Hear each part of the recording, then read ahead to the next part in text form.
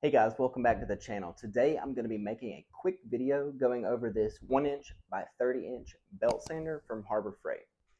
So I know what you may be thinking, Harbor Freight, cheap Chinese tools, and you're 100% correct. This thing retails for about 50 bucks, but when I went to my local Harbor Freight and I was in the market for a belt sander, just something cheap to have in a little home garage shop, I went in the store and they only had one on the shelf and it came in this box. And as you can tell, this thing was absolutely beat to crap on the way to the store. So I went to the front counter and I was like, do you guys possibly have another one of these in the back? And they were like, no, this is the only one we got. But what we can do is give you 20% off. So I was like, well, if it's broken, can I bring it back? Like if it breaks in a week, like something inside damaged or fall. I mean, this box took a pretty good beating, so there's no telling exactly what happened to it. But they were like, yeah, you have 90 days to bring it back. So I was like, okay, 20% off in 90 days, I'll take a chance. So out the door with a pack of extra belts, which I think the pack of belts were like $3, 45 bucks out the door with this sander and a pack of belts. That's really a deal that's hard to pass up. So looking at the sander and some of the features that it has, it's pretty well made for only a $50 price tag. So like I mentioned before, we have a 1" by 30" belt, and these are easily interchangeable. Just take off this plastic cover, take a little bit of the tension off, and these belts pop right off. This piece right here on the side slips right off, and it's easy to swap your belts out for different grits depending on what project you're doing. Another cool thing, it has this enclosed on and off switch, so no sawdust or metal shavings are going to get down into the switch housing right here, potentially causing you problems in the future. You can take these rubber grommets off if you so choose, and you could mount this to a desk or a bench or anything like that if you want it where it will absolutely not move, but it's hefty enough, it does not move when I'm using it. You also have this metal, what I call a tray, that you can set up at a perfect 90-degree angle if you're doing anything that requires precision in that regard. But for what I do, I use this for. I don't find that necessary, but I just keep it anyway, just in case. Down the road, I want to throw it on here. It's got a pretty lengthy cord already, but if you're not too close to a power outlet, just throw an extension cord on there, no problem. But the belt that came with it, I believe, was an 80 grit, and it's a cheap belt. It's probably, you could get a pack of three of them, like I mentioned earlier, for like $2.50 or $3, something like that. So pretty cheap. But what you can do is just go online.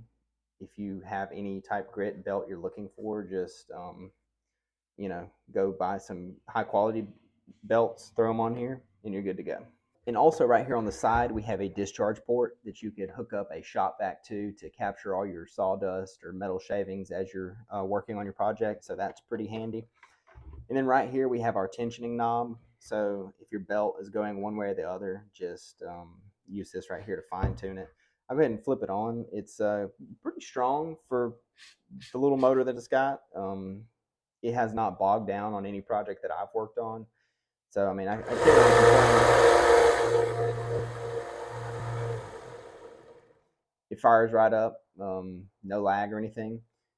The first time I turned it on, I flipped the switch and it was struggling to go, so I just gave it a little boost with my finger. Probably not the safest thing you can do, but sometimes in life you have to take big risks. So I just went ahead and kicked it off, and has given me no problem since. So some of the stuff that you can do with this sander, I mean, obviously any type of woodworking, like amateur knife making, or if you just want to kind of refinish some handles on some knives or something like that, I mean, this thing be more than enough for what you're trying to do there.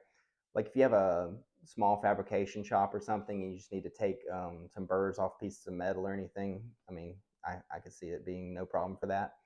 What I do in particular with this sander, though, is kind of a little bit different. I use it mainly for frame modifications on Glock pistols. So, like when I get a new Glock pistol, sometimes I'll take the finger grooves off of it, and I do a grip modification where I cut little channels in the back and I flatten out the grip, and then super glue it, and then stipple the back strap. And when I do that, it leaves like a square edge on the grip. So I take the sander and I just round out those edges on both sides, and it does it no problem. It's got plenty of power. The first time I used it, I actually bared down a little bit too hard and took off way more material than I wanted to, which I've got some footage of that. I'll be adding that in here. But yeah, if you put a lot of pressure, you can really take off a lot of material, so you kind of have to pace yourself and get used to it. But taking off finger grooves, just reducing the profile of the grip on these polymer pistols, this thing's more than capable. I've probably had it running probably about 2.5 hours total now, just total time on it. And it's given me no issues so far. Just, every time I flip the switch on, it fires right up. So another cool thing that I like to use this sander for, I like to actually flip it over and get it at this angle right here. And this is a perfect angle for sharpening any type of pocket knife, axe, chisel, tomahawk, anything like that. Produces a very nice edge. What I'd recommend is progress through the grits. I'd start off like a 200 or 300, 400, 600, to even end on 1,000 grit belt if you really want a nice mirrored edge on whatever you're sharpening. But this is another very cool use for this sander. It takes a lot of time off of the stone sanding where you're going back and forth for 20-30 minutes. It makes short work of it, and another cool feature. So with all of that being said, would I recommend this sander? And I would to anybody that's using it as like a hobby piece or just trying to get better in their craft. If you are like an amateur knife maker, like I mentioned earlier, I think it would be a good sander to start off with. Like I mentioned many times, 50 bucks.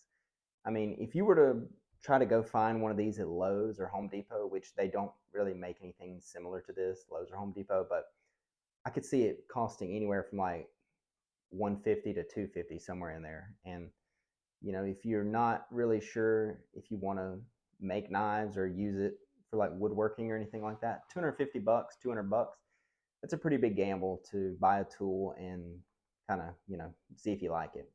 But you could go to Harbor Freight, get a couple packs of belts, and be out the door for 60 bucks, 75 bucks. And Harbor Freight also has a lot of coupons. So, I mean, if you really plan it at the right time, hit a sale or something, you could walk out a couple packs of belts, a sander, 50 bucks. And I mean, if you go to Lowe's or Home Depot, go to the tool section and look for tools that are 50 bucks and under that can do as much stuff as this. So to wrap it all up, I'd just go out and pick one up. If you've been on the fence or if you're looking for reviews on this sander, maybe how you found this video, just go give it a shot. 90 days, take it back if it breaks or if you're not happy with it.